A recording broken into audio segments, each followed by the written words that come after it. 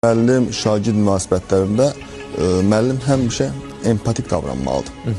Çünki onu o cür yanaşması məsələyə aralarında takt pozula bilər və bu zaman dərsin keyfiyyəti, əhəmiyyəti olduqca aşağı düşə bilər. Biz bilirik ki, müəllimin bir nömrəli vacib vəzifəsi, borcu onun ibarətdir ki, gələcəyə, cəmiyyətə yararlı vətəndaş yetişdirsin. Və bir anonim sorğu keçirmişdik biz bir müddət əvvəl və anonim sorğuda şagirdlərin sevdiyi fənlər və sevmədiyi fənlər sorğu aparılmış, sosiometrik sorğu idi bu və bu sorğuda da həmçinin 3 səbəb verilməli. Sevdiyin fənlər hansı səbəblərə görə, sevmədiyin fənlər hansı səbəblərə görə. Müəllimlər dururdu onun başında. Təhlil edən zaman biz də gördük ki, bəli, əgər şagird müəllimini sevirsə, fənnini də sevir. Yox, əgər müəllimini sevmirsə, belə deyim, kobud dillə çıxsa da, həmin fənni də sevmir.